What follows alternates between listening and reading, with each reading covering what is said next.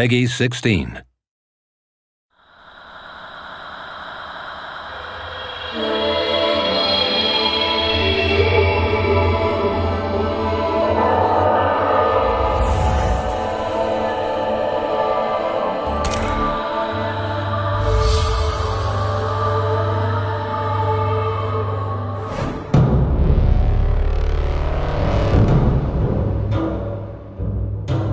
Beginning of the project, we had this core idea of adapting Journey to the West and giving it our own visual style.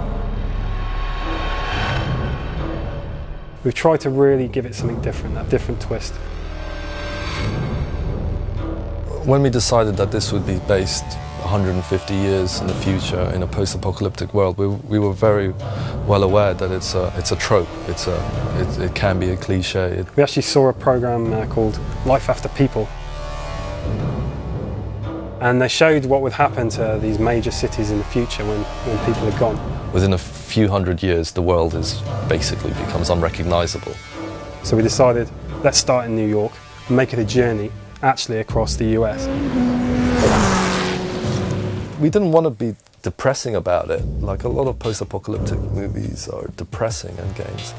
We wanted to kind of make a fantasy that was like Miyazaki movies, where everything's different and everything's colourful and it's just a window into a totally different fantasy world.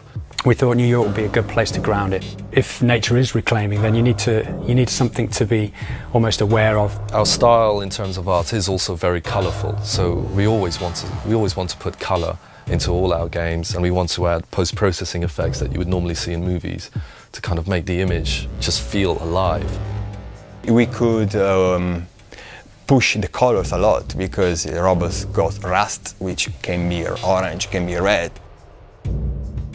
Skyscraper that's kind of got ivy completely all over it, or with a bed of poppies that are giving off all these shafts of red light. You can see evacuation notices in New York, you can see chemical warfare, biohazard symbols.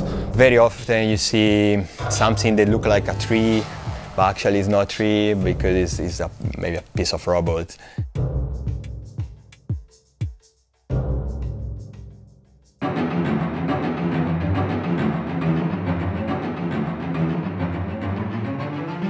The idea of monkeys is come from the legend of Monkey, the Journey to the West, you know, the book.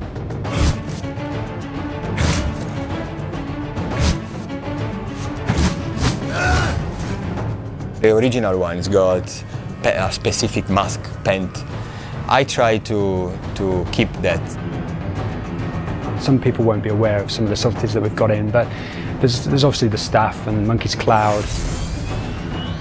So the cloud is actually part of Monkey's character. Even if you look back at hundreds of year-old images of him, he's on his cloud with his staff, with his headband. This character is still really big, but more an animal.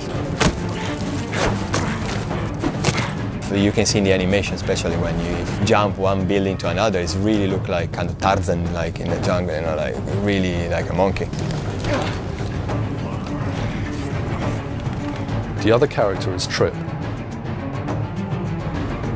Little by little, her personality, fragile, you know, personality come out, and you feel more attached to her. The third main character in the game is Pigsy. He's got like pin-up tattoos everywhere. He's got girls, thinking about girls all the time. Trip, is that you? Pigsy!